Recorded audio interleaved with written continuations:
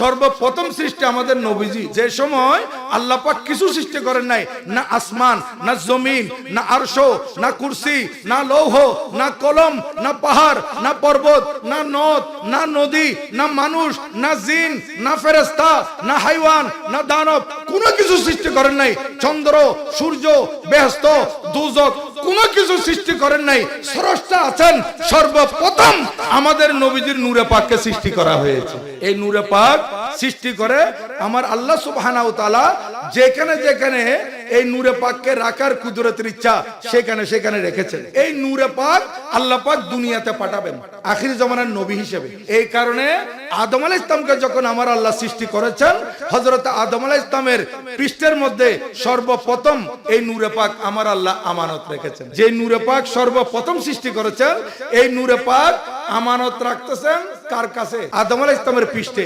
এখন আদম আলাইহিস সালাম থেকে শুরু করে হযরত আব্দুল্লাহ রাদিয়াল্লাহু তাআলা পর্যন্ত এই নূরে পাক আমার আল্লাহ সুবহানাহু ওয়া তাআলা একজনের পর একজন, একজনের পর একজন, একজনের পর একজন করে স্থানান্তর করে দুনিয়াতে প্রেরণ করেছেন। হযরত আদম আলাইহিস সালাম এই নূরে পাক আদম আলাইহিস সালামের কাছে থাকতে থাকতে এরপর আদম আলাইহিস সালামের ছেলে হযরত শীশ আলাইহিস সালামের পৃষ্ঠে এটা স্থানান্তর হয়েছে।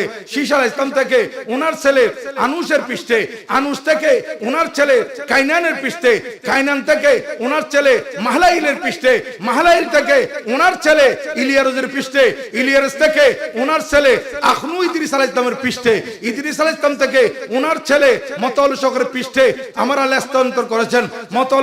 মতাউশক থেকে আমার নবীজির নূর ওনার ছেলে লামেকের পিঠে, লামেক থেকে ওনার ছেলে আল্লাহর নবী হযরত নূহ আলাইহিস সালামের পিঠে, নূহ আলাইহিস সালাম থেকে ওনার ছেলে শামের পৃষ্ঠে এসেছে, শাম থেকে আরফাকশদের পিঠে, আরফাকশদ থেকে আবেরুল হুদের পিঠে, আবেরুল হুদ থেকে ফালেকের পিঠে, ফালেক থেকে আরগুর পিঠে, আরগু থেকে শাহরুখের পিঠে, শাহরুখ থেকে নাহুরের পিঠে, নাহুর থেকে তারুকের পৃষ্ঠে, তারুক থেকে ওনার ছেলে আল্লাহর নবী হযরত সাইয়েদনা ইব্রাহিম আলাইহিস সালামের পৃষ্ঠে, ইব্রাহিম আলাইহিস সালাম থেকে এই নূরে পাক স্থানান্তর করে হযরত সাইয়েদনা ইসমাঈল আলাইহিস সালামের পৃষ্ঠে।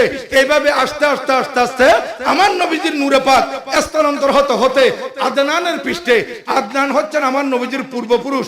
আদনান থেকে মাদের কাছে, মাদ থেকে নেজারের কাছে, নেজার থেকে মুদরের কাছে, মুদর থেকে ইলিয়াসের কাছে, ইলিয়াস থেকে খুজাইমার কাছে, খুজাইমা থেকে কেনানার কাছে, কেনানা থেকে নদরের কাছে, নদর থেকে মালিকের কাছে, মালিক থেকে ফেহেরের কাছে, ফেহের থেকে গালেবের কাছে, গালেব থেকে লুইর কাছে, লুই থেকে কেলাবের কাছে, কেলাব থেকে মুর্রার কাছে, মুর্রা থেকে কুসাইর কাছে, কুসাই থেকে আব্দুল মুনাফের কাছে, আব্দুল মুনাফ থেকে হাশেমের কাছে, হাশেম থেকে আব্দুল মুত্তালিবের কাছে, আব্দুল মুত্তালিব থেকে আমার নবীজির আব্বা হযরত খাজা আব্দুল্লাহর কাছে, হযরত খাজা আব্দুল্লাহ বড় হলে মা আমেনা খাতুন রাদিয়াল্লাহু তাআলার সাথে শাদী হলে রজবের প্রথম তারিখ বৃহস্পতিবার ওই নূরে পাক হযরত আব্দুল্লাহর পৃষ্ঠ হতে মা আমেনা খাতুনের গর্ভে আমার আল্লাহ স্থানান্তর করে দিয়েছেন। এই নূরে পাক সৈয়দা মা আমেনা খাতুন রাদিয়াল্লাহু তাআলার গর্ভে 9 মাস অবস্থান করেছেন। রজব, শাবান, রমজান, শাওয়াল, জিলকদ, জিলহজ, মুহররম, সফর, রবিউল আউয়াল এই 9 মাস অবস্থান করার পর পরিশেষে রবিউল আউয়াল চাঁদের 12 তারিখ সোমবার সুবহ সাদিকের সময় আরব দেশে মক্কা নগরে কুরাইশ বংশে হাশিমি গোত্রে মা আমেনা খাতুনের জিন্ন কুটিরে দিশা রাখে, দিশা দেওয়ার জন্য, পথ রাখে, পথ দেখানোর জন্য, গুমরাহকে হেদায়েত করার জন্য, জাহান্নামীকে জান্নাতি করার জন্য।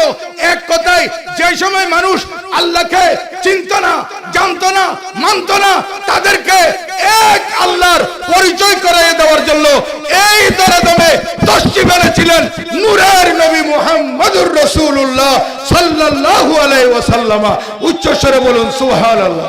জিন্দা है वही, जीता है वही, वल्लाह वही है वलीउल्लाह।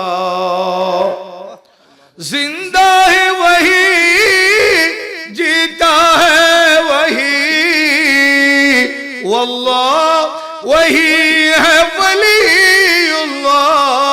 जिंदा है वही, जीता है वही, वल्लाह वही है वलीउल्लाह।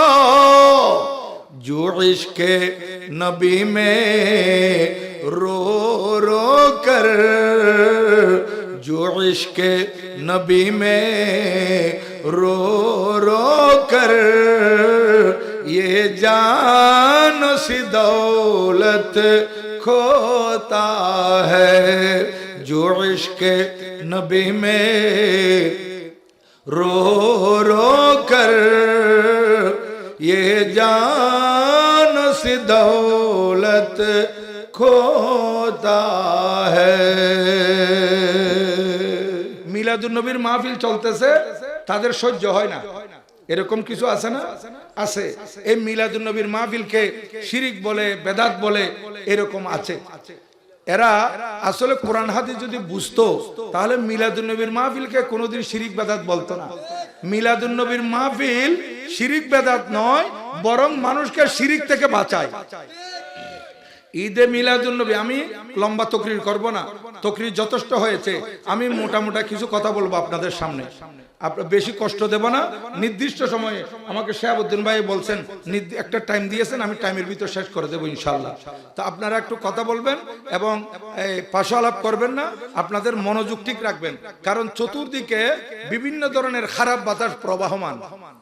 একদিকে নাস্তিক্যবাদের খারাপ বাতাস, মানুষদেরকে কিভাবে নাস্তিক বানাবে, খোদা দুরহি বানাবে, এরকম নাস্তিক কতগুলা দেশে দেশে ঘুরতেছে।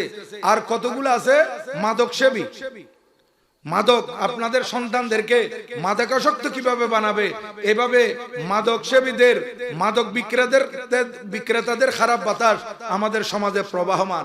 আর একটা হচ্ছে বাতিল ফেরকার দূষিত বাতাস, এটা বড় মারাত্মক। এই বাতিল ফেরকা থেকে আমাদেরকে বাঁচতে হবে। এরা মানুষদেরকে সঠিক পথ থেকে সরাইয়ে দিচ্ছে। আমি আজকে আপনাদের সামনে যা বলবো কিছু কোরআন হাদিস থেকে কথা বলবো, ইনশাআল্লাহ আপনারা বসবেন ধৈর্য ধারণ করে, আমি নির্দিষ্ট সময়ে শেষ করব। আপনারা এই চিন্তিত হবেন না, আপনাদের মন ছোট করতে হবে না, আমি দীর্ঘ করব না। আপনারা জানেন, এখনই আমি বললাম ঈদে মিলাদুন নবী সাল্লাল্লাহু আলাইহি সাল্লাম মানুষদেরকে শিরিক থেকে কি করে বাঁচায়। হ্যাঁ, যারা ঈদে মিলাদুন নবী, মিলাদুন নবী মানে আমার নবীজির দুনিয়াতে তশরিফ আনাতো মিলাদ, তো মিলাদুন নবী যদি বেদাত হয় তা আমি তাদেরকে বলবো ভাই দাঁত কোনটা? মিলাদুন নবী, নবীজির মিলাদ আছে, আমাদের নবীজির কি আছে? মিলাদ। নবীজির মিলাদ হয়েছে, এই জন্য আমরা মিলাদুন নবী পালন করি। আর তারা যদি এটাকে শিরিক বলে, আমি বলবো তারাই শিরিক করতেছে। যারা মিলাদুন নবীকে শিরিক বলে তারা কি করতেছে? শিরিক। কেন? আল্লাহর কোনো মিলাদ নাই। আছে? আল্লাহর জন্ম আছে? আপনারা সূরা ইখলাস পড়েন না, লাম ইয়ালিদ ওয়া লাম ইউলাদ। আল্লাহ তাআলা কারো থেকে জন্মগ্রহণ করেন নাই, আল্লাহ পাক কাউকে জন্ম দেন নাই। জন্ম নেওয়া, জন্ম দেওয়া, এগুলা থেকে আমাদের আল্লাহ কি পবিত্র। আল্লাহ পাক পবিত্র। আল্লাহ পাক জন্ম দেওয়া থেকে পবিত্র, জন্ম নেওয়া থেকে পবিত্র। তাইলে আল্লাহর কোনো মিলাদ নাই, আল্লাহর কোনো মিলাদ নাই। তো আল্লাহর মিলাদ নাই, তো নবীজিরও মিলাদ নাই, এটা না শিরিক হইতেছে। কথা বুঝতে পারেন নাই? আল্লাহর কোনো মিলাদ নাই, আমাদের নবীজির মিলাদ আছে।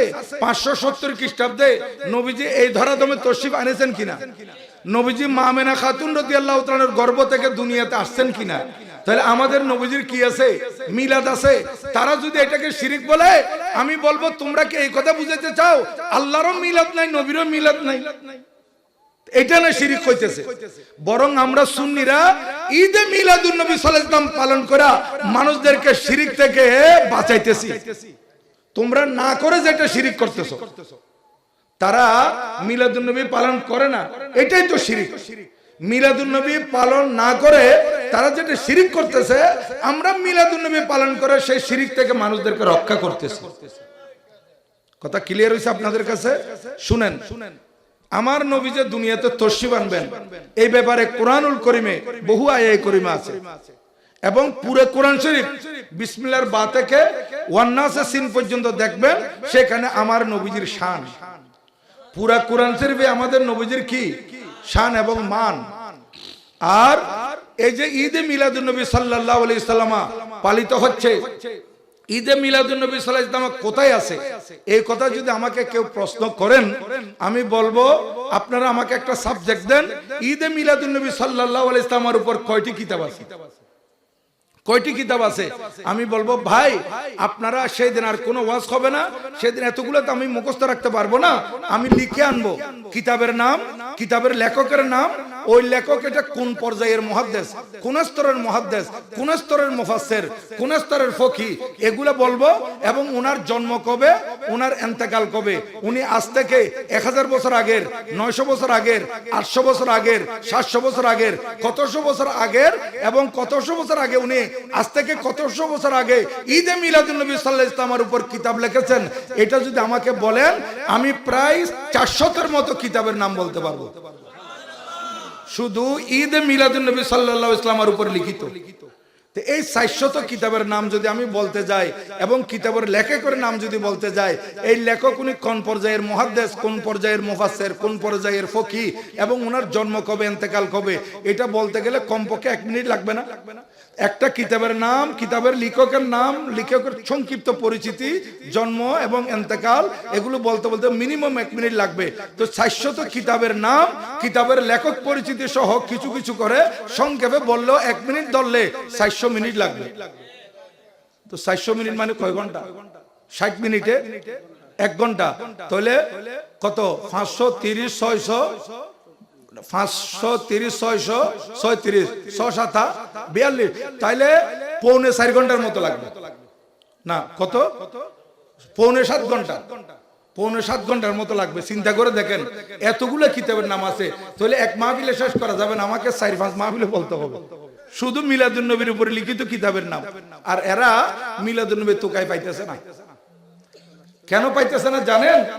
আপনি এই যে দারোগা বাড়ি, চৌধুরী বাড়ি, এখানে একটা পুকুর আছে, পুকুরের মধ্যে মাছ আছে, তো আপনি জাল ফেললেন পুকুরে, আপনার জালের মধ্যে মাছ আসলো, আর আমি জাল ফেললাম, আমার জালের মধ্যে মাছ আসলো না, তা আমি যদি বলি পুকুরে মাছ নাই, হবে?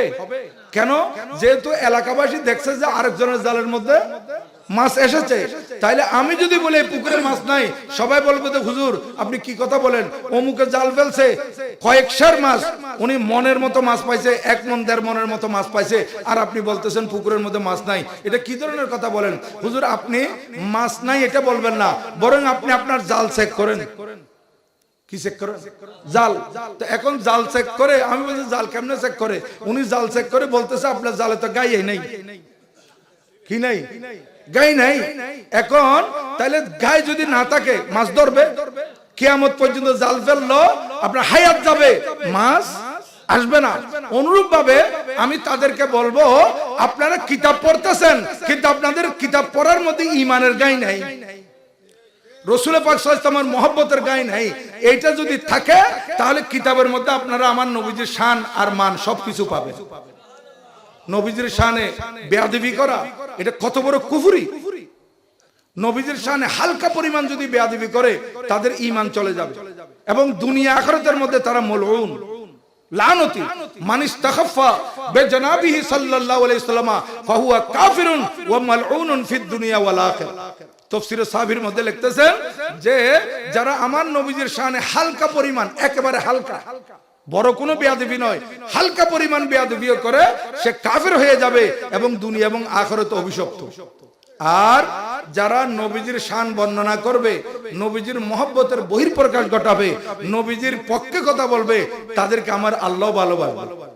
আজকে হযরতে সিদ্দিক আকবর রাদিয়াল্লাহু তাআলার এত দাম কেন? ওই নবীজির মহব্বতের কারণে। প্রিয় নবীজির কিসের কারণে? মহব্বতের কারণে।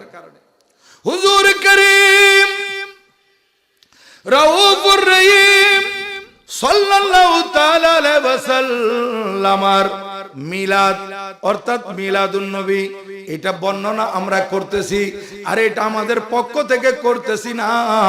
আম্বিয়া ইকরামের মিলাদের আলোচনা এটা আমরা করি নাই, এটা স্বয়ং আমার আল্লাহ করেছে। দেখেন মিলাদুন নবীর আলোচনা কে করেছেন? আল্লাহ।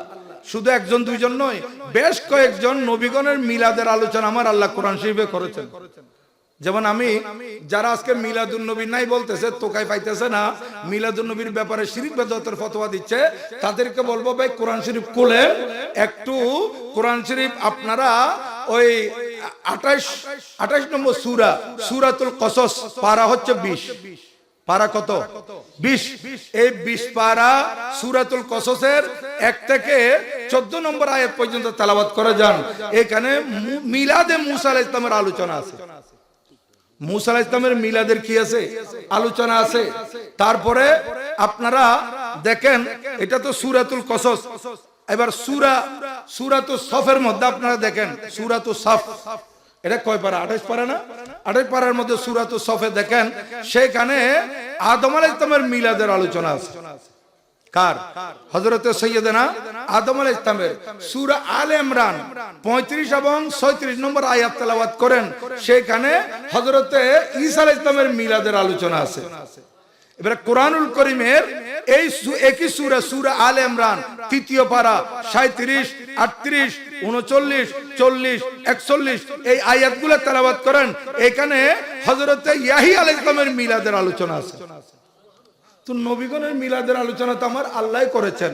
তো নবীগণের মিলাদের আলোচনার মধ্যে কি আসছে, ওনারা কখন জন্ম লাভ করেছেন, কিভাবে জন্ম লাভ করেছেন, জন্ম লাভ করার আগের অবস্থা, জন্ম লাভ করার পরের অবস্থা, এগুলো আমার আল্লাহ কোরআন শরীফে বর্ণনা করেছেন। এই কারণে আমরা মিলাদুন নবী পালন করে আমার নবীজির সৃষ্টি কখন, নবীজি কখন দুনিয়াতে তশরিফ এনেছেন, তশরিফ আনয়ন করার পর কি অবস্থা হয়েছে, এগুলাই তো আমরা আলোচনা করি। এগুলো আলোচনা করি বিদায় আজকে আমরা আল্লাহ তাআলার সুন্নাত পালন করতেছি। আর আমার নবীজির মিলাদের আলোচনা আছে কোরআন শরীফের 90 নম্বর সূরা সূরাতুল বলদ। কোন সূরা? সূরাতুল বালাদ 30তম পারা। এই সূরাতুল বলদের 1 থেকে 3 নম্বর আয়াত পর্যন্ত তেলাওয়াত করেন, সেখানে আমার নবীজির মিলাদ খুঁজে পাবে তারা। কোরআন শরীফে আছে মিলাদের আলোচনা, আর বলতেছে মিলাদুন নবী নেই। এটা মানুষদেরকে একটা ধোঁকা দেওয়া ছাড়া আর কিছু না, প্রতারণা করা ছাড়া আর কিছু না।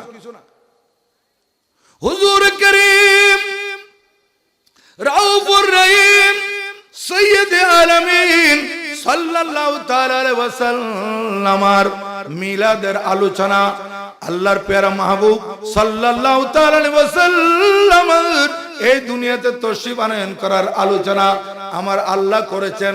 এবং আমার আল্লাহ সুবহানাহু ওয়া তাআলা নবীগণকে নির্দেশ দিয়েছেন, হযরতে আদম আলাইহিস সালাম থেকে শুরু করে প্রত্যেকজন নবীগণ আমাদের নবীজি দুনিয়াতে তশরিফ আনবেন। আমার নবীজি তশরিফ আনয়ন করার আলোচনা সমস্ত আম্বিয়া কেরাম আপন আপন উম্মতদের সামনে তুলে ধরেছে। আর কোরআন শরীফের যতগুলো সহিফা আল্লাহ পাক নাযিল করেছেন এবং যতগুলো 4টি বড় বড় কিতাব নাযিল করেছেন, কোরআন শরীফের আগে আরো 3টি বড় বড় কিতাব তাওরাত, জবুর, ইনজিল, এগুলোর মধ্যে আমার নবীজির মিলাদের আলোচনা ছিল। এবং আম্বিয়া ইকরাম আমার নবীজির মিলাদের আলোচনা কিভাবে করেছেন, হযরতে সাইয়্যিদানা সুলাইমান আলাইহিস সালাতু ওয়াস সালামের আলোচনা যদি আমরা করি, উনি প্রতিদিন সকালবেলা থেকে শুরু করতেন, যোহর পর্যন্ত উনি উম্মতদেরকে ওয়াজ ও নসিহত করতেন। ওনার ওয়াজের বিষয়বস্তুর মধ্যে মাঝে মাঝে মিলাদুন নবীর বিষয় থাকতো। আরে হযরতে সাইয়্যিদানা ঈসা আলাইহিস সালাম, হযরতে সাইয়্যিদানা ঈসা আলাইহিস সালাম, এটা সূরাতুস সফের মধ্যে আছে। হযরতে সাইয়্যিদানা ঈসা আলাইহিস সালাতু ওয়াস সালাম উম্মতদেরকে বলেছিলেন, ওয়া মুবাশশিরাম বিরাসূলিন ইয়াতি মিন বা'দি ইসমুহু আহমদ, এই আমার উম্মতেরা, আমি তো তোমাদের কাছে রাসূল হিসেবে প্রেরিত হয়েছি এবং আমার কাছে আল্লাহ পাক সুবহানাহু ওয়া তাআলা কিতাব দান করেছেন, আমি রাসূল হিসেবে প্রেরিত হয়েছি। আমি ঈসা আলাইহিস সালামের পর একজন নবী দুনিয়াতে তশরিফ আনবেন, ইয়াতি মিন বাদি, ইয়াতি মিন বাদি, যিনি আমার পরে তশরিফ আনতেছেন, ইসমুহু, ওনার নাম আহমদ। আসমানের মধ্যে আমার নবীজির নাম হচ্ছে আহমদ, জমিনের মধ্যে নবীজির নাম মুহাম্মদ সাল্লাল্লাহু আলাইহি ওয়াসাল্লাম। নবীজি যে দুনিয়াতে তশরিফ আনবেন, আমার নবীজির নাম কি হবে সেটাও বলে দিয়েছে। তো তো মিলাদ আলোচনা আম্বিয়া ইকরাম করেছেন।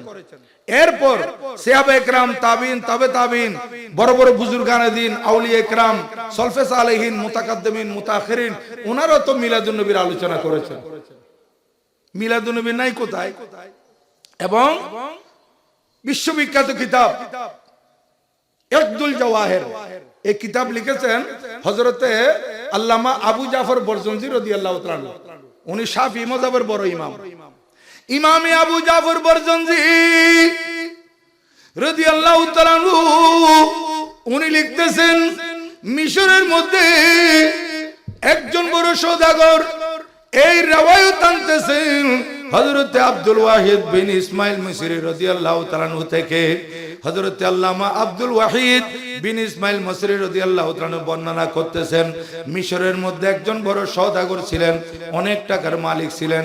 প্রত্যেক বছর উনি বিশাল আকারে ঈদে মিলাদুন নবীর আলোচনা করতেন। প্রত্যেক বছর উনি ঈদে মিলাদুন নবী সাল্লাল্লাহু আলাইহি ওয়াসাল্লামের কি করতেন? মাহফিল করতেন। এবং ওই মাহফিলের মধ্যে আজকে আপনারা যে এখানে ঈদে মিলাদুন নবী সাল্লাল্লাহু আলাইহি ওয়াসাল্লাম ফাতিহা ইয়াজদাউম শরীফ করতেছেন, এখানে আলেম এনেছেন, দেশীয় আলেম।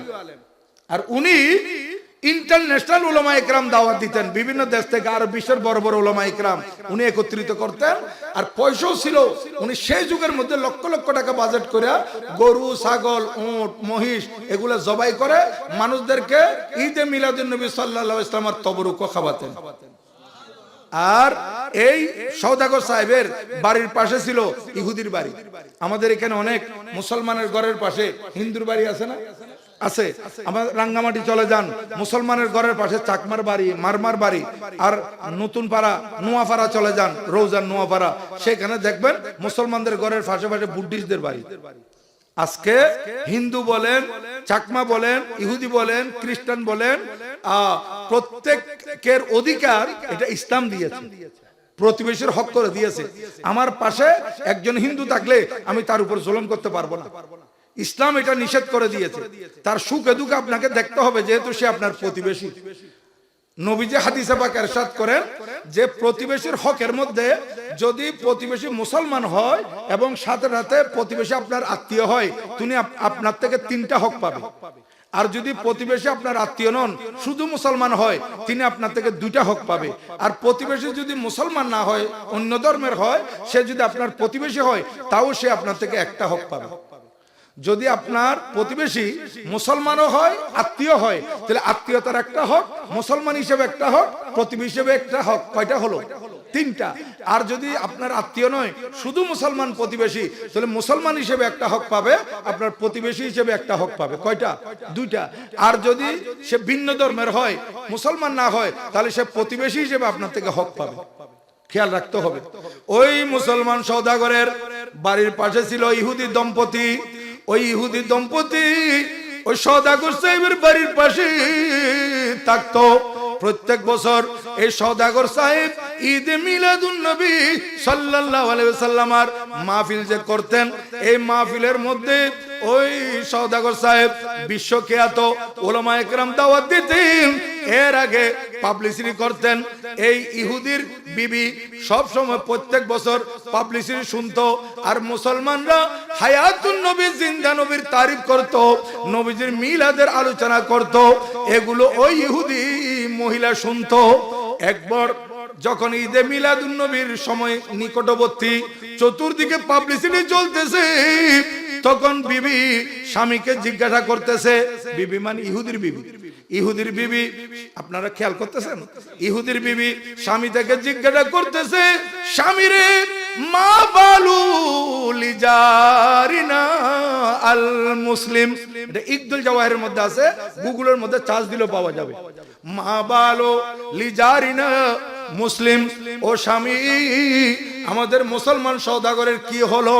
প্রত্যেক বছর লক্ষ লক্ষ টাকা খরচ করে তাদের আলেমদেরকে দাওয়াত দিয়ে ওয়াজ করায় এবং খানার আয়োজন করে। এত টাকা কেন খরচ করে?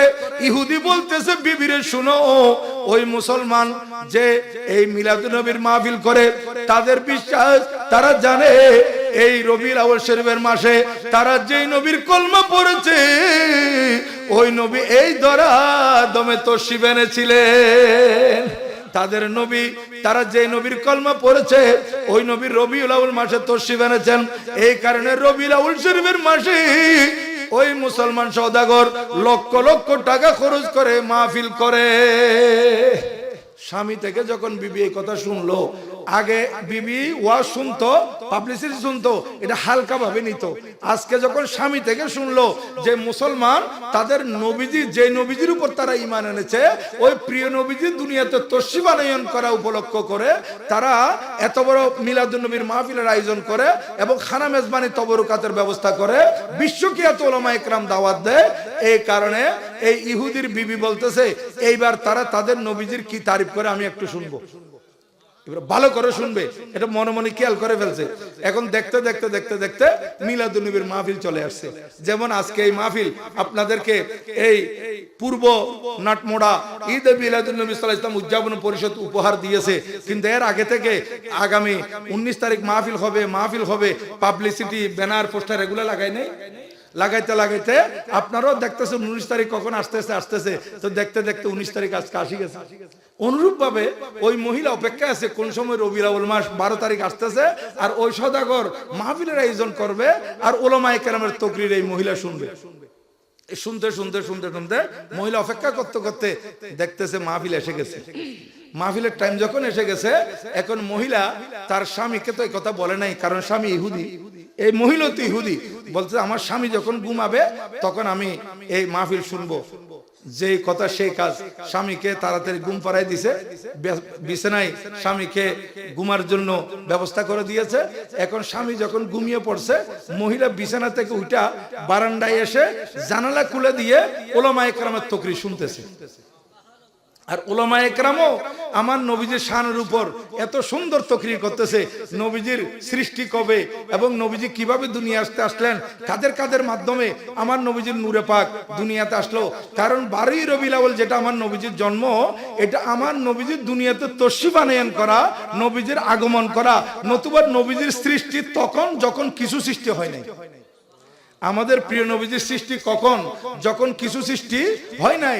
সংক্ষেপে বলতেছে আল্লাহ পাক সুবহানাহু ওয়া তাআলা ছিলেন, কারণ আমার আল্লাহ স্রষ্টা, তিনি ছিলেন, আছেন, থাকবেন। কেমন অবিনশ্বর এই আল্লাহ পাক ছিলেন, কিন্তু সৃষ্টি ছিল না। সৃষ্টি থাকবে কোত্থেকে? এখনো তিনি কোন সৃষ্টি সৃজন করেন নাই। আল্লাহ পাক একা। আমার আল্লাহ সুবহানাহু ওয়া তাআলা স্রষ্টা আছেন, সৃষ্টি নাই। উনি খালেক, এখন মখলুক নাই। এখন উনি কুদরতের অন্তরে মনে মনে কুদরতের অন্তরে চিন্তা করলেন যে আমাকে মানুষ আল্লাহ বলে ডাকবে, আমাকে মাবুদ বলে সিজদা করবে, আমাকে রজ্জাক বলে রিজিক চাইবে, রহমান বলে দয়া চাইবে, গফফার বলে গুনাহ মাফ চাইবে। এটা যখন আমার আল্লাহর কুদরতের অন্তরে আসলো, তখন আমার আল্লাহ বলেন সর্বপ্রথম আমি আমার মাহবুব নবীকে সৃষ্টি করলাম। সর্বপ্রথম সৃষ্টি আমাদের নবীজি।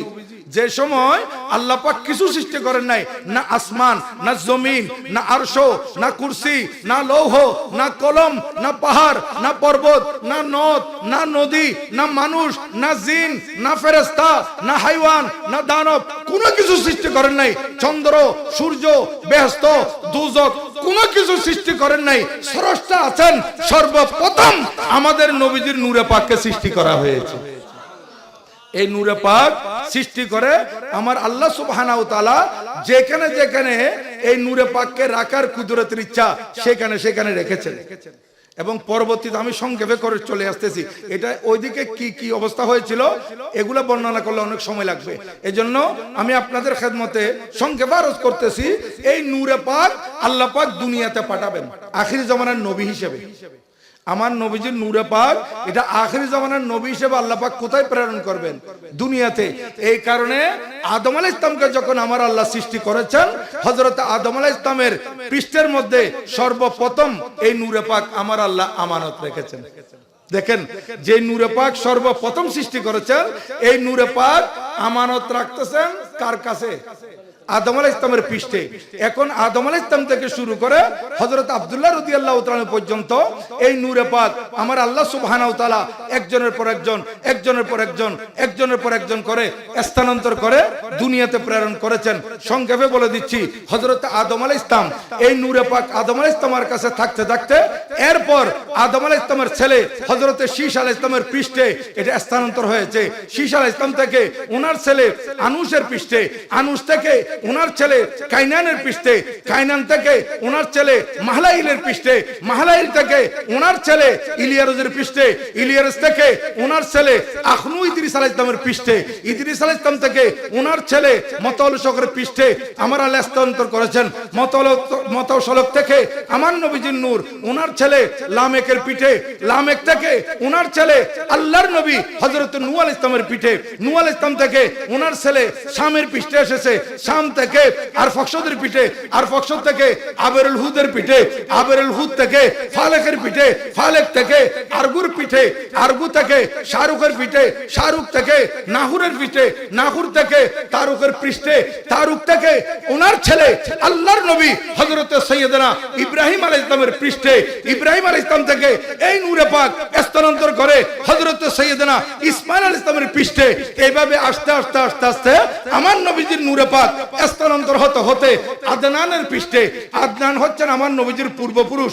আদনান থেকে মাদের কাছে, মাদ থেকে নেজারের কাছে, নেজার থেকে মুদরের কাছে, মুদর থেকে ইলিয়াসের কাছে, ইলিয়াস থেকে খুজাইমার কাছে, খুজাইমা থেকে কেনানার কাছে, কেনানা থেকে নদরের কাছে, নদর থেকে মালিকের কাছে, মালিক থেকে ফেহেরের কাছে, ফেহের থেকে গালেবের কাছে, গালেব থেকে লুইর কাছে, লুই থেকে কেলাবের কাছে, কেলাব থেকে মুর্রার কাছে, মুর্রা থেকে কুসাইর কাছে, কুসাই থেকে আব্দুল মুনাফের কাছে, আব্দুল মুনাফ থেকে হাশেমের কাছে, হাশেম থেকে আব্দুল মুত্তালিবের কাছে, আব্দুল মুত্তালিব থেকে আমার নবীজির আব্বা হযরত খাজা আব্দুল্লাহর কাছে, হযরত খাজা আব্দুল্লাহ বড় হলে মা আমেনা খাতুন রাদিয়াল্লাহু তাআলার সাথে শাদী হলে রজবের প্রথম তারিখ বৃহস্পতিবার ওই নূরে পাক হযরত আব্দুল্লাহর পৃষ্ঠ হতে মা আমেনা খাতুনের গর্ভে আমার আল্লাহ স্থানান্তর করে দিয়েছেন। এই নূরে পাক সৈয়দা মা আমেনা খাতুন রাদিয়াল্লাহু তাআলার গর্ভে 9 মাস অবস্থান করেছেন। রজব, শাবান, রমজান, শাওয়াল, জিলকদ, জিলহজ, মুহররম, সফর, রবিউল আউয়াল এই 9 মাস অবস্থান করার পর পরিশেষে রবিউল আউয়াল চাঁদের 12 তারিখ সোমবার সুবহ সাদিকের সময় আরব দেশে মক্কা নগরে কুরাইশ বংশে হাশিমি গোত্রে মা আমেনা খাতুনের জিন্ন কুটিরে দিশা রাখে, দিশা দেওয়ার জন্য, পথ রাখে, পথ দেখানোর জন্য, গুমরাহকে হেদায়েত করার জন্য, জাহান্নামীকে জান্নাতি করার জন্য, এক কথায় যে সময় মানুষ আল্লাহকে চিনত না, জানতো না, মানত না, তাদেরকে এক আল্লাহর পরিচয় করিয়ে দেওয়ার জন্য এই দরদমে তশরিফ এনেছিলেন নূরের নবী মুহাম্মদুর রাসূলুল্লাহ সাল্লাল্লাহু আলাইহি ওয়াসাল্লাম। উচ্চ স্বরে বলুন সুবহানাল্লাহ। ইয়া রাসূলুল্লাহ।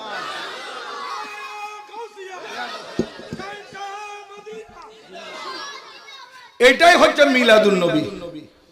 এটা কি মিলাদুন নবী? আমার নবীজির সৃষ্টি সবার আগে। এইজন্য আমার নবীজি হাদিসে পাকে ইরশাদ করেন, আনা আউয়ালুন নবিয়িনা ফিল খালক ওয়া আখিরুহুম ফিল বাস। আমি সৃষ্টির দিক থেকে সবার আগে দুনিয়াতে এসেছি এবং সৃষ্টির দিক থেকে আমার সৃষ্টি সবার আগে এবং প্রেরণের দিক থেকে আমি নবী সবার পরে। 1,24,000, 2,24,000 মতান্তরে 3,36,000 আম্বিয়া কেরামের পরে আমার নবীজি দুনিয়াতে তশরিফ এনেছেন। কেন? যেহেতু আমার নবীজি হবেন আমার নবীজি হচ্ছেন খাতামুন নবিয়্যিন, সমস্ত নবীগণের শেষ নবী। আমার নবীজির পরে আর কোন নবী আসবে না, যদিবা ভণ্ড নবীর দাবিদার বের হবে, কিন্তু আমার নবীজি হচ্ছেন শেষ নবী। আমার নবীজির পরে আর কোন নবী আসবে না। ওই মিশরের মাহফিলে মনে আছে আপনাদের? ওই মিশরের সওদাগরের মাহফিলে উলামায়ে কেরাম যখন ওয়াজ করতেছিলেন আমার নবীজির সৃষ্টি এবং আমার নবীজির প্রেরণ, নবীজির দুনিয়াতে তশরিফ আনয়ন কালে যে সমস্ত অলৌকিক ঘটনাগুলো ঘটেছিল এগুলোর বর্ণনা করছিলেন উলামায়ে কেরাম। এই মহিলা ওয়াজ শুনতে শুনতে শুনতে শুনতে হঠাৎ তার ঘুম এসে যায়, তন্দ্রা এসে যায়। এখানেও যদি মাহফিল গভীর রাত হয়, আপনাদের মধ্যে ঘুম আসবে? আসবে না? গভীর করে ফেললে, রাত গভীর করলে আপনাদেরও কি আসবে? ঘুম আসবে। এই মহিলা ওয়াজ শুনতে শুনতে শুনতে শুনতে তার ঘুম এসে গেছে। যখন ঘুম এসে যায়, মহিলা স্বপ্নে পড়ে গেছে। আমরা ঘুমের মধ্যে স্বপ্ন দেখি না? এই মহিলা স্বপ্নে পড়ে গেছে। স্বপ্নের মধ্যে দেখতেছে এই মদিনায় পাক থেকে একটা সিংহাসন, এত সুন্দর নুরানি সিংহাসন, ওই সিংহাসনের অগ্রভাগে নুরানি সুরতের একজন ব্যক্তি এবং ওনার আশেপাশে আরো নুরানি সুরতের মানুষ বসেছে। যিনি অগ্রভাগে বসেছেন মনে হচ্ছে উনি 14 তারিখের চাঁদ, ওনার আশেপাশে যারা আছে চাঁদকে ঘিরে নক্ষত্র, চাঁদকে ঘিরে নক্ষত্র। এত সুন্দর লাগতেছে এই সিংহাসন। যেদিক দিয়ে আসতেছে পুরো এলাকা অন্ধকার রজনী আলোকিত করে দিচ্ছে। আস্তে আস্তে আস্তে আস্তে এই সিংহাসন মদিনায় পাক থেকে উঠে এই মহিলার স্বপ্নের মধ্যে দেখতেছে এই সওদাগর সাহেবের বাড়িতে যেখানে মাহফিল হচ্ছে, সিংহাসনটা সেখানে নেমেছে।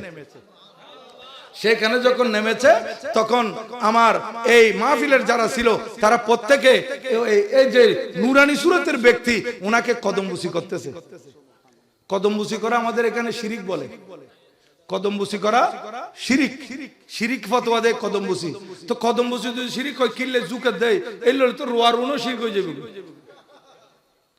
হ্যাঁ, রোয়া রুইবের সময় জুকি তাই তো না, তুর যায় এলে উর্মিকে চাই না, রোয়ার উম পরিব তো গোসাবে কোন একান্তি পরিব হইতে। যাই হোক, এখন দেখেন সবাই কদমবুসি করতেছে, হাতে চুমা দিচ্ছে। মহিলা স্বপ্নের মধ্যে দেখতেছে মহিলা সেখানে উপস্থিত। এগুলো সব দেখতেছে স্বপ্নে। আবার এটা আমি আপনাদের খেদমতে বলবো, কারণ আমি চলে গেলে আপনাদেরকে আবার দুঃখা দিয়ে বলবো যে স্বপ্নের কথা হয়ে গিয়ে বিদেশ। এটা আমি আপনাদেরকে বলবো ইনশাআল্লাহ। এটা আমি ভুলে গেলে আমাকে মনে করাই দিবেন। স্বপ্ন, এই স্বপ্নের মধ্যে দেখতেছে মহিলা সেখানে উপস্থিত। মহিলা যেহেতু প্রতিবেশী, তার প্রতিবেশী মুসলমান, তা আশেপাশে এই ইহুদি মহিলাকে সবাই চিনবে না, তারা তো এত পর্দাও করে না, যার কারণে সবাই তাদেরকে চিনে, এটা অমুক বাড়ির ওই মহিলা। এখন সে আইসা তার প্রতিবেশী একজন মুসলমানকে বলতেছে, ভাই মান হাজার রজুল জমিরুল ওয়াজহে, এত সুন্দর নুরানি চেহারা, উনি কে? তখন মুসলমান বলতেছে, তুমি ইহুদিনী, তুমি সরে যাও, তোমার সাথে এখানে কি সম্পর্ক, যাও। বলে ভাই আমাকে একটু বলেন না ইনি কে, একটু বলেন, আমি চলে যাব। তখন ওই ব্যক্তি বলতেছে, এই সওদাগর সাহেব প্রতি বছর যে মিলাদুন নবীর আয়োজন করে, যে নবীর শানে এত বড় মাহফিলের আয়োজন করে, এত লক্ষ লক্ষ টাকা খরচ করে, ওই হায়াতুন নবী মদিনায় পাক থেকে আমাদের মাহফিলে আসছেন, ইনি আমাদের পেয়ারা রাসূল, ইনি আমাদের প্রিয় নবীজি। তো বলতেছে সবাই সালাম দিচ্ছে, আমি কি একটু সালাম দিতে পারি না? তুমি কেমনে সালাম দিবা, তুমি তো ইহুদিনী। এই কথা বলতেই সেই মহিলা বলতেছে, হায়াতুন নবীর চেহারা মোবারক যখন আমার দিকে ফিরছে, আমি সালাম দিয়ে দিছি।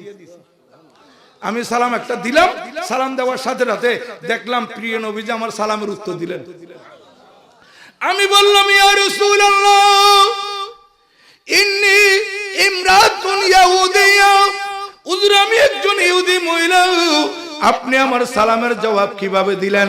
আমার নবীজি বলেন, এই মহিলা তুমি কি মনে করেছো, আমাকে কি তুমি সাধারণ মানুষ মনে করেছো নাকি?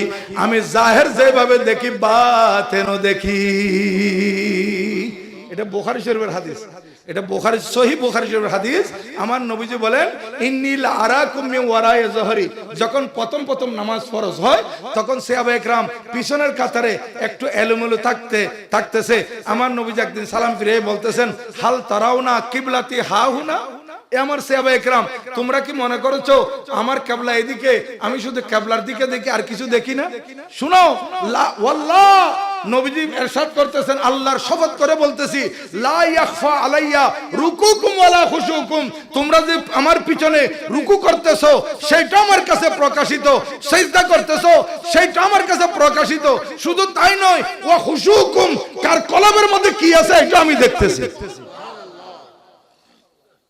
আমাদের হুজুর যদি নামাজ পড়ে আমরা বুঝবো রুকু করতেছে, সিজদা করতেছে, এটা হুজুর নামাজ পড়তেছেন, ঠিক না?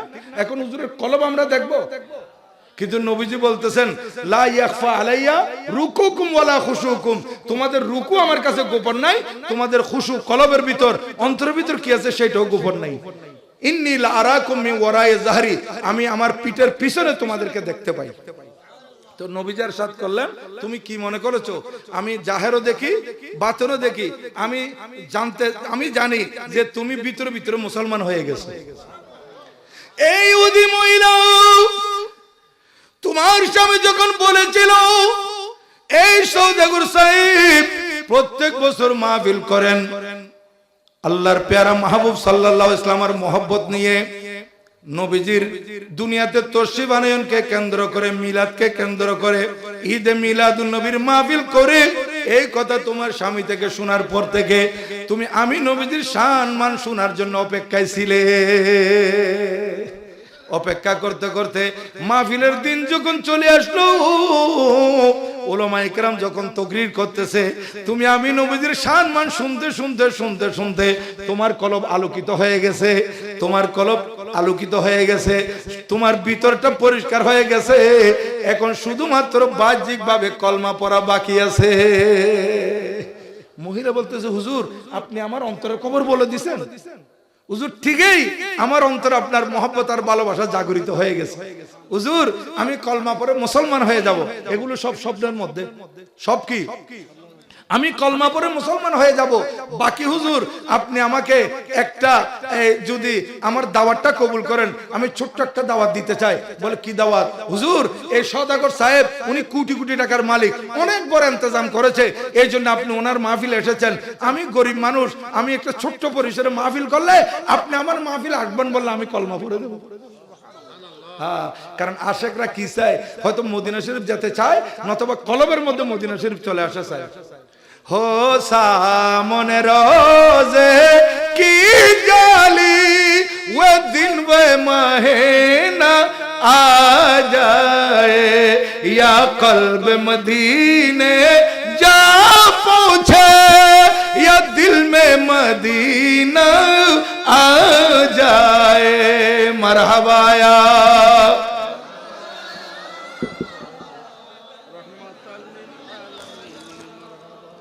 সম্মানিত হাজিরিন, এই মহিলা বলতেছে হুজুর আপনি আমার দাওয়াত কবুল করলে আমি কলমা পড়ে দেব।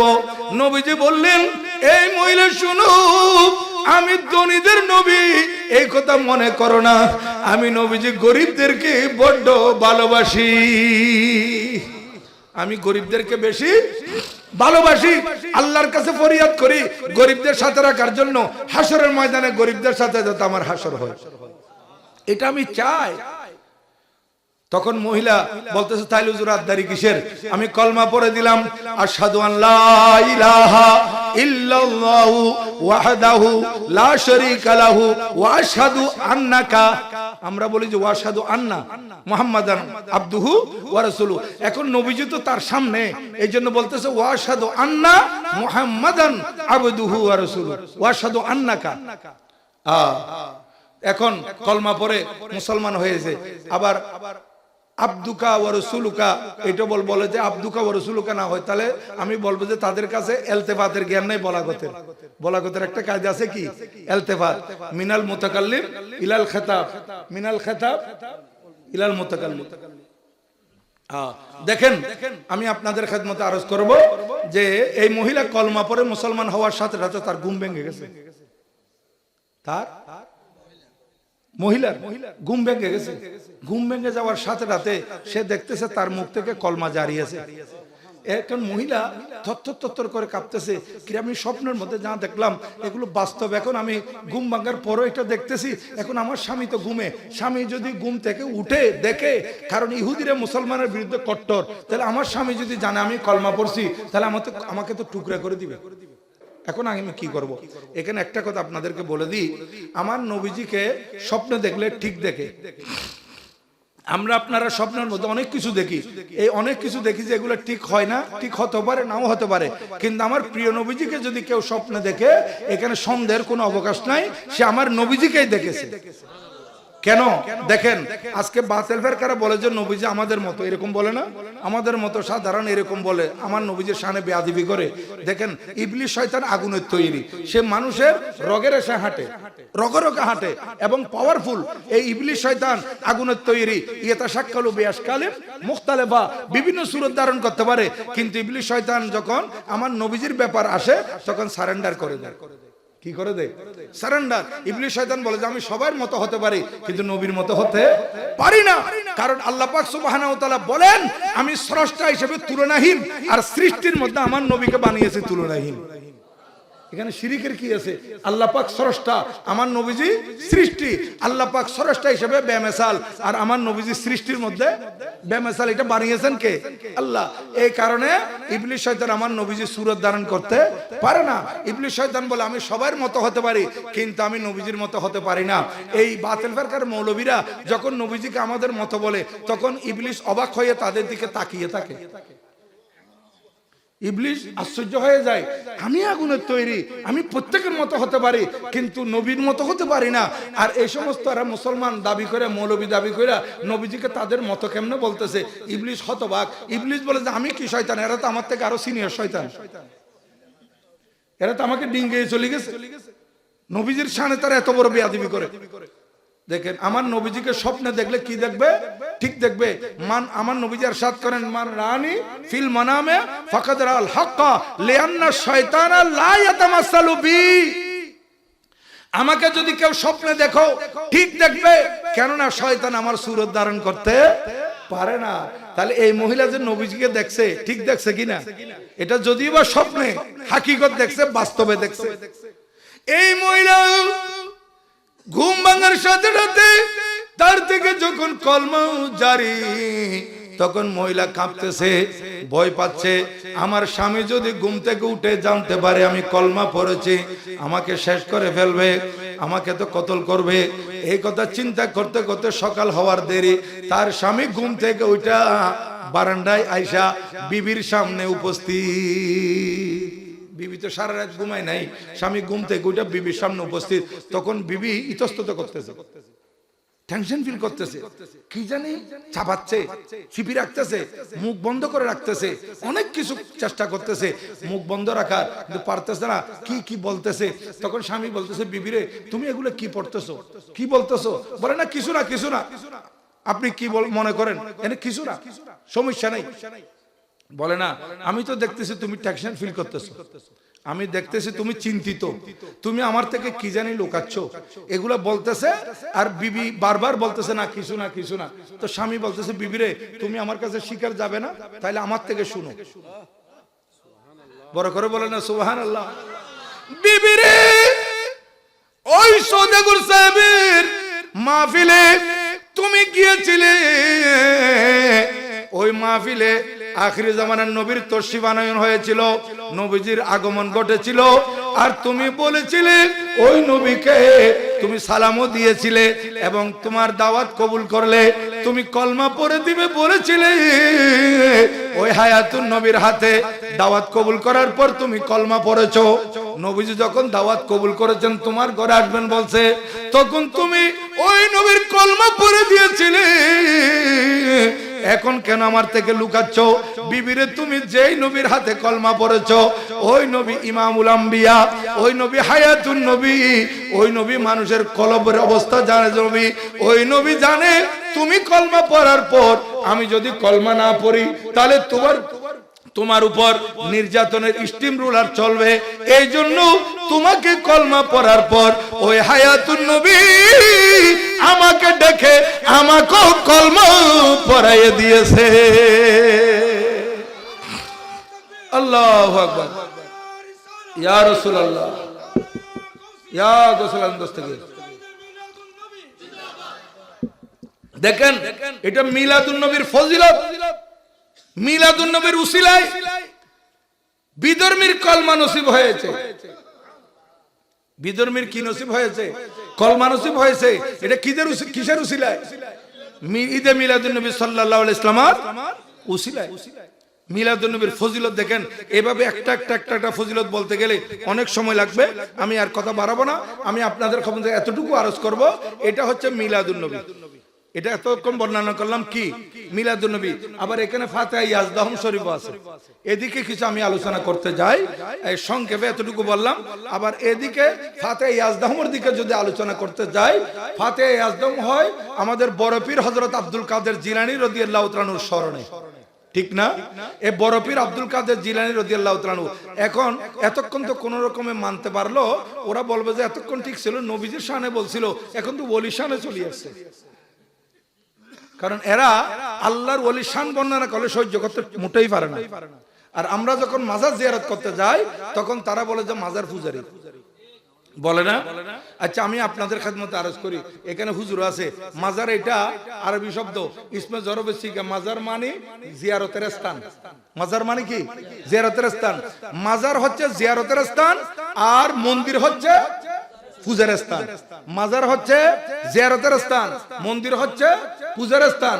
যারা আমাদেরকে মাজারে গেলে মাজার পূজারে বলে, আল্লাহ পাক সুবহানাহু ওয়া তাআলার মারি দেখেন, আমার আল্লাহ আগে থেকে বলে দিয়েছেন, মান আদা লি ওয়ালিয়ান ফাকাদ আযানতুহু বিল হারব।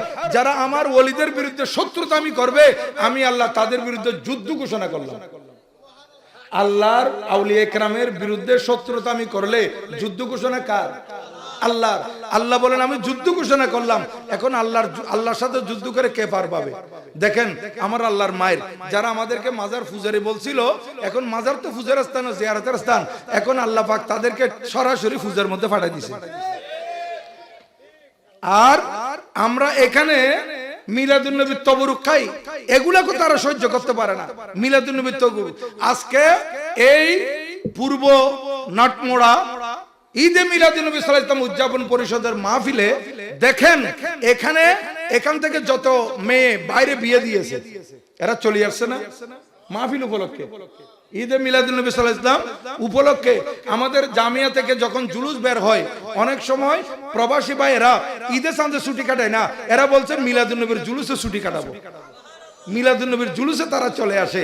অনুরূপ ভাবে আশেপাশের যত মা বোন বিয়ে হয়েছে বাইরে, ওরা এদের ছেলে মেয়ে নিয়ে নিজের বাপের বাড়িতে চলে আসছে, যে নাটমোড়া আজকে ঈদে মিলাদুন নবীর মাহফিল হবে, আমরা সেখানে যাব। এরা ঘরে দুয়ারে বসে বসে ওয়াজ শুনতেছে, তাদের সন্তানদেরকে মাহফিলে পাঠিয়ে দিয়েছে। নতুবা এই এলাকার মধ্যে এতগুলো মানুষ কোত্থেকে আসলো? এখানে ফেরস্ত আছে অনেক। তো আমি আপনাদের খেদমতে বলতে চাই, এরা আমরা মিলাদুন নবীর তবরুক খাইলে এগুলোর বিরুদ্ধে বলে, এদের তবরুক তো তাদের নসিবে নাই। শেষ পর্যন্ত দেখলাম তাদের নসিব আছে প্রসাদ। তাদের নসিবে কি আছে? প্রসাদ আছে। এরা প্রসাদ খাইতে পারে, মিলাদুন নবীর তবরুক খাইতে পারে না। এরা মাজারে যাইতে পারে না, মন্দিরে যাইতে পারে। দেখেন এটা হচ্ছে আল্লাহর মায়ের।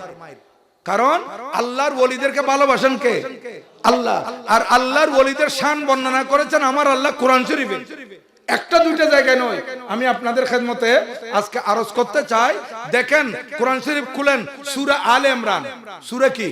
আলে ইমরান 3য় পারা, আয়াত নম্বর 35 থেকে একেবারে 39 পর্যন্ত তেলাওয়াত করেন। সেখানে আল্লাহর ওলির কারামতের আলোচনা আছে। মনে রাখবেন এগুলা আল্লাহর ওলির কারামত। নবী রাসূল আল্লাহ পাক মহিলাদের থেকে নির্বাচিত করেন নাই, নবী রাসূল নির্বাচিত করেছেন পুরুষদের থেকে। কিন্তু মহিলাদের মধ্যে নবী রাসূল না থাকলেও ওলিয়া আছে।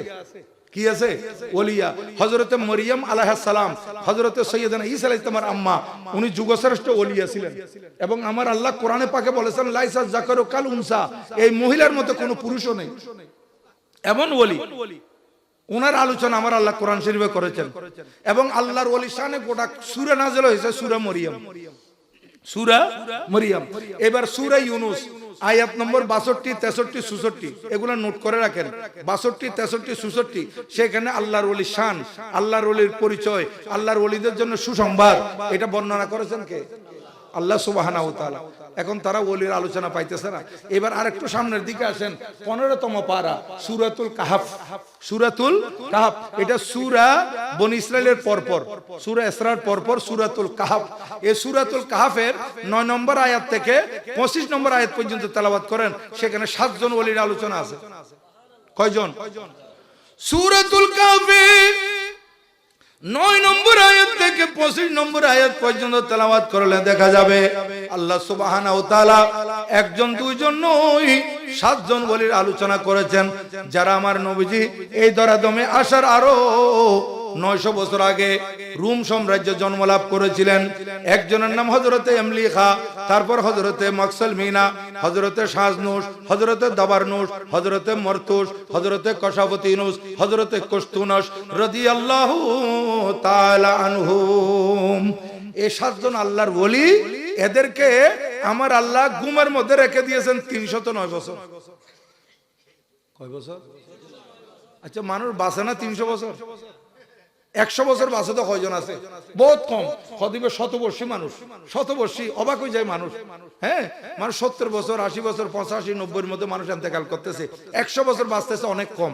আর ওনারা যুবক অবস্থায় একটা গুহার মধ্যে ঘুমিয়েছেন, অনেক লম্বা। এটা ওয়াজ করলে আমাকে 3-4 ঘন্টা বলতে হবে কোরআন শরীফ থেকে, এই জন্য সংক্ষেপে বলতেছি।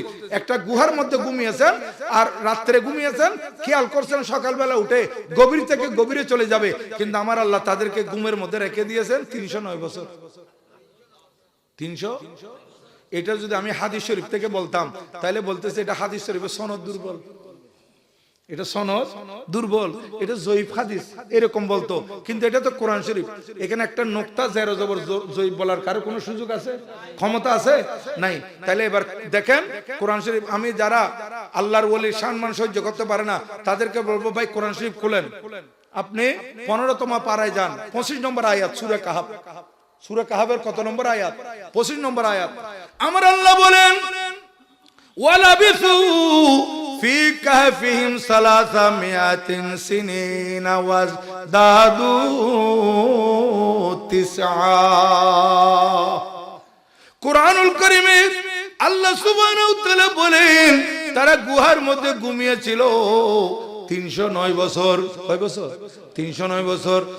পাহাড়ের গুহা, মুখ খোলা, এরা 309 বছর। এদের উপর দিয়ে যদি সূর্য যায় তাহলে সূর্যের তাপ তাদের গায়ে পড়বে, তারা কষ্ট পাবে। এই জন্য আমার আল্লাহ সূর্যকে আহ্বান করলেন, ও সূর্য শুনো, তোমাকে যেদিন থেকে আমি আল্লাহ সৃষ্টি করেছি সেই দিন থেকে তুমি পূর্ব আকাশে উদিত হও, তোমার কক্ষপথে গিয়ে পশ্চিম আকাশে অস্ত যাও। কিন্তু আগামীকাল সকালবেলা তুমি উদিত হবে, উদিত হয়ে পশ্চিম আকাশে যাওয়ার সময় মাঝপথে আমার ওলিরা যে ঘুমাচ্ছে একটা গুহার মধ্যে 7 জন ওলি, এদের গুহায় আসার আগে তুমি ডান দিকে হেলে যাবে।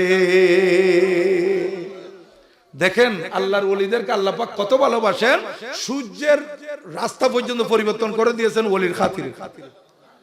এটা হাদিস শরীফ নয়, এটা কোরআন শরীফ। সূরা কাহাফ 15তম পারা 17 নম্বর আয়াত। মনে থাকবে আপনাদের? কত নম্বর আয়াত? ওয়াতারা শামসা ইযা তালাআত তাযাওয়ারু আন কাফিহিম যাতাল ইয়ামিন ওয়া ইযা গরাবাত তাকরিদুহুম যাতাশ শিমাল ওয়া হুম ফি ফাজওয়াতিন মিনহু। আমার আল্লাহ বলেন মাহবুব নবী, আপনি যখন সূর্যের দিকে তাকাবেন, ইজা তালাআত তাযাওয়ারু আন কাফিহিম যাতাল ইয়ামিন, সূর্য পূর্ব আকাশ থেকে পশ্চিম আকাশে আসার সময় ডান দিকে হেলে যায়, ডুবার সময় বাম দিকে চলে যায়। এরা গুহার মধ্যে সব সময় নিরাপদে থাকে। আচ্ছা, 309 বছর যে ঘুমাইছে, আপনাদের একটা প্রশ্ন হইতে পারে, হুজুর 309 বছর কি শীতের মধ্যে ছিল, না কাতের মধ্যে ছিল, না ডান করর ছিল? এখন 309 বছর এইভাবে কেমনে থাকতে পারলো? কারণ আমাদের অনেক বুড়া বুড়ি মা বাবা দাদা দাদি এরা যখন একেবারে বেটে সাহিত্য হয়ে যায় তখন তাদের শুইতে শুইতে তাদের পিঠের মধ্যে ঠোসা পড়ে যায়। এই জন্য মেডিকেটেড বেডের ব্যবস্থা করতে হয়, হ্যাঁ, যাতে টোসা না পড়ে, সব সময় চেকের মধ্যে রাখতে হয়। তো এরা যে 309 বছর ঘুমাইছে, আমার আল্লাহ জানে আপনার মন্ত্রের মধ্যে প্রশ্ন আসবে। এই জন্য 18 নম্বর আয়াত সূরা কাহফের মধ্যে আমার আল্লাহ বলতেছেন, ও আমার বান্দারা, এই প্রশ্ন তোমরা করিও না। এই যে আমার ওলিরা 7 জন গুহার মধ্যে ঘুমিয়েছে, ওয়া নুকাল্লিবুহুম যাতাল ইয়ামিনে ওয়া যাতাশ শিমাল, আমি আল্লাহ ফেরেশতা পাঠিয়ে তাদেরকে করট পরিবর্তন করাই দিয়েছি। ডান করট বাম করট তাফসীরের মধ্যে আছে প্রতি 6 মাস পর পর, অথবা ওই মুহররমের 10 তারিখের ফজিলত উলামা ইকরাম বর্ণনা করে না, ওই মুহররমের 10 তারিখ আশুরার ফজিলতের মধ্যে একটা ফজিলত হচ্ছে ওই মুহররমের 10 তারিখ আল্লাহ পাক সুবহানাহু ওয়া তাআলা ওই আসহাবে কাবের করট পরিবর্তন করাইছেন। এই ওলিদের আলোচনা আমার আল্লাহ করেছেন এবং আল্লাহ পাক কোরআন শরীফে আলোচনা বর্ণনা করে দিয়েছেন, শানও দিয়েছেন আল্লাহ পাক। এদেরকে 309 বছর জিন্দা রেখেছেন কে? সম্মান দিয়েছেন কে? এদেরকে ঘুমানোর সময় সূর্যের গতিপথ পরিবর্তন করে দিয়েছেন কে? আল্লাহ পাক। আল্লাহ পাক এটা করেছেন, আবার এটা কোরআন শরীফে বর্ণনাও করে দিয়েছেন। ওলিদের শান এরা তোকাই পায় না, আমরা তো পাইতেছি। দেখেন তারপর একই সূরা কাহাফের 60 নম্বর আয়াত থেকে 82 নম্বর আয়াত পর্যন্ত তেলাওয়াত করেন। সেখানে আরেকজন ওলির আলোচনা আছে, হযরত মূসা আলাইহিস সালামের সাথে খিজির আলাইহিস সালাম। এখন খিজির আলাইহিস সালামের ব্যাপারে ইখতিলাফ আছে। জমহুর বলেছেন উনি নবী, আবার অনেকে বলেছেন উনি ওলি। আজকে যেহেতু ফাতিহা ইয়াজদাহুমের আলোচনা, তো যারা ওনাকে ওলি বলেছেন আমি মত এটা গ্রহণ করলাম। তাহলে মূসা আলাইহিস সালামের সাথে হযরতে বলিয়া বিন মালিকান খিজির আলাইহিস সালামের আলোচনা আসছে, উনি আল্লাহর ওলি। এইবার আরেকটু সামনের দিকে যান, 82 পরে কত? 83। একই সূরার মধ্যে কয় জায়গায় ওলির আলোচনা দেখেন। 83 নম্বর আয়াত থেকে 99 নম্বর আয়াত পর্যন্ত তেলাওয়াত করেন। সেখানে আরেকজন আল্লাহর ওলি আছেন, আল্লাহর ওলির আলোচনা। উনি হচ্ছেন সুলতান যুলকারনাইন আলাইহিস সালাম, যেটার ব্যাপারে আমার আল্লাহ কোরআনে পাকে বলেন 83 নম্বর আয়াত সূরা কাহাফ, ইয়াসআলুনাকা আন যিল কারনাইন, ও মাহবুব নবী আপনার থেকে সুলতান যুলকারনাইন সম্পর্কে জিজ্ঞাসা করবেন। আল্লাহ পাক আমার নবীকে বলে দিয়েছেন সুলতান যুলকারনাইন এমন ওলি ছিলেন, ওনার ব্যাপারে ইখতিলাফ আছে। জমহুর ওনাকে নবী বলেছেন, অনেকে ওলি বলেছেন। আমি ওলি এই মতটা গ্রহণ করে বলতেছি, হযরত সুলতান যুলকারনাইন উনি পায়ে হেঁটে সূর্য উদয়ের জায়গায় গেছেন, পায়ে হেঁটে সূর্য অস্তের জায়গায় গেছে। আড়ি আড়ি গিয়ে দে সূর্য উঠে দেয় ঢোকি, সূর্য ডুবে দেয় এ ঢোকি। কারণ এর দূর জায়গা গেল কেন কোথায় হাসে দেয় এরি কদ্দুর হইব, সূর্য উঠে দেয় ডুবে দেয় 3.5 কিলোমিটার নইব, আর বেশি হইব না। খড়ের সূর্য উঠের আর খড়ের সূর্য ডুবের আন্ডি আন্ডি গিয়ে দে। আর ফ্লাইট করে যাইতে 6 ঘন্টা লাগবো। ইবে কেন আন্ডি আন্ডি গেল কত আল্লাহ শানি আন দিয়ে দে। ইবে কদম তুলতু জমিনের আল্লাহ পাক কই দেয় জমিন তুই কুড়ে যাবি, কুড়ে যা। কদম রাখি মাত্র জমিন আবার প্রশস্ত হয়ে গিয়ে এলে আল্লাহ বেরে সূর্য উদয়ের জায়গা তো নিয়ে অস্তর জায়গা তো নিয়ে আবার আল্লাহ নওয়ানোর পরে কোরআন শরীফ আর আল্লাহ ওলি শান হিসেবে বর্ণনা করে দিই। তারপরে শোন সূরা মরিয়ম 16 নম্বর আয়াত হইতে 33 নম্বর আয়াত পর্যন্ত তেলাওয়াত করুন। এডো মরিয়ম আলাইহিস সালাম আল্লাহর ওলিয়া ইবের আলোচনা আছে, ইয়াম বর্ণনা করলে বহুত লম্বা হয়ে যাবে। ইয়ার পরে সূরা নমল 19তম পারা 40 নম্বর আয়াতের মধ্যে শোন হযরতে সুলাইমান আলাইহিস সালামের দরবারের ওলি হযরত আসিফ বিন বরখিয়া রাদিয়াল্লাহু তাআলা আনহু সুগুর ফলক ফলাইবার আগে 1300 কিলোমিটার দূরত্বন রানী বিলকিসুর ভারী সিংহাসন 80 গজ লম্বা 40 গজ প্রস্থ 15 গজ উচ্চতা সম্পন্ন পুরো স্বর্ণ চাঁদি দিয়ে বানাই দেখকান সিংহাসন ইয়ানরে সুগুর ফলক মারিবার আগে 1300 কিলোমিটার দূরত্বন আর সুলাইমান আলাইহিস সালামের দরবার লইছি। সুগুর ফলক ফলাইতে কত লাগে? 1 ঘন্টা লাগবে না? কত লাগবে?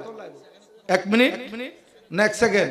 1 সেকেন্ড ন অনেক লে ফেলন তারপর গড়ি ধরন গড়ি টিক টিক টিক করে দে 1 সেকেন্ড না 3-4 বার পারিবেন। আর ফজর তুমি প্র্যাকটিস করলে আরো চালু হয়ে যাবে। এতক্ষণ ন লাগে দে 1300 কিলোমিটার থেকে এই সিংহাসন নিয়ে আসছেন। যে চিন্তা করে দেখেন এই ক্ষমতা কে দিয়েছেন? আল্লাহ পাক দিয়েছেন। আল্লাহ পাক আসিফ বিন বরখিয়া রাদিয়াল্লাহু তাআলা আনহুকে সুলাইমান আলাইহিস সালামের দরবার থেকে সিংহাসন নিয়ে আসে।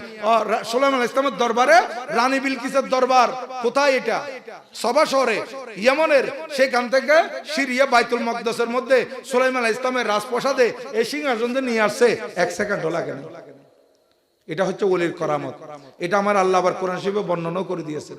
আর ইতারা তোয়াই না ভাবতে আল্লাহর ওলিদের আলোচনা আল্লাহ পাক কোরআন শরীফে করেছেন। এইজন্য ফাতিহা ইয়াজদাহুম বরপিসা হুজুর কে? উনি আমার নবীজির উম্মতের মধ্যে শ্রেষ্ঠ ওলি। তো এইতক্ষণ পর্যন্ত যে ওলিদের কথা কোরআন শরীফে বর্ণনা করেছি ওনাদের শান আর আমার গৌসে পাকের শান অনেক তফাৎ আছে। কেন? আমার নবীজি যেমন সমস্ত নবীগণের মধ্যে শ্রেষ্ঠ, আগের যুগের আম্বিয়া কেরামের ওলিগণ আমার নবীজির উম্মতের ওলিগণ আগের যুগের আম্বিয়া কেরাম ওলিগণ থেকে শ্রেষ্ঠ। যাই হোক অন্য কোনো সময় যদি সুযোগ হয় বরবি সাহেব হুজুরের জীবনের উপর আলোচনা এবং কোরআন শরীফে যে আল্লাহর ওলিদের আলোচনা আছে ধারাবাহিক একটা এক সময় করলে অনেক সময় লাগবে। আল্লাহ পাক সুবহানাহু ওয়া তাআলা আমাদেরকে বুঝার তৌফিক দান করুন, আমিন। সামনে মাস আসছে রজব মাস। কোন মাস? রজব মাস। এই রজব মাস আসতেছে, এই রজব মাস আমাদেরকে এই বলে আসতেছে, আমি রজব মাস তোমাদের কাছে আসতেছি, যেই মাস রহমত, মাগফিরাত, নাজাতের সওগাত নিয়ে আসতেছে রমজান মাস। এই রমজান মাসের আগমনী বার্তা দেওয়ার জন্য আমি আসতেছি। রমজান শরীফের আগমনী বার্তা নিয়ে কোন মাস আসতেছে? রজব মাস। রজব মাস আমাদেরকে বুঝে দিচ্ছে আমি আসার 1 মাস পর শাবান মাস, এরপরে রমজান মাস, রহমত, মাগফিরাত, নাজাতের মাস। এই জন্য রজব মাস থেকে প্রস্তুতি নিতে হবে, এখন থেকে ভালো করে প্রস্তুতি নিতে হবে। রজব মাসে নফল রোজা রাখবেন, যত বেশি নফল রোজা রাখতে পারবেন রজব মাসে সওয়াব পাবেন। কমপক্ষে একটি হলে রাখবেন, কমপক্ষে একটি। হযরত ঈসা আলাইহিস সালাম একদিন ওই পাহাড়ি পথে হাঁটতেছেন, হাঁটতে হাঁটতে দেখতেছে একটা পাহাড় আলোকিত, ওখান থেকে নূর বের হচ্ছে, নূর। হযরত ঈসা আলাইহিস সালাম আল্লাহর কাছে ফরিয়াদ করলেন, আয় আল্লাহ, এটা নজহাতুল মাজালিসের মধ্যে হযরত আল্লামা আব্দুর রহমান সফুরি শাফি রহমাতুল্লাহ বর্ণনা করেছেন যে, আয় আল্লাহ, এই পাহাড় থেকে যে নূর বের হচ্ছে, আমি পাহাড়ের সাথে একটু কথা বলতে চাই, আল্লাহ আপনি পাহাড়কে কথা বলার সুযোগ দেন।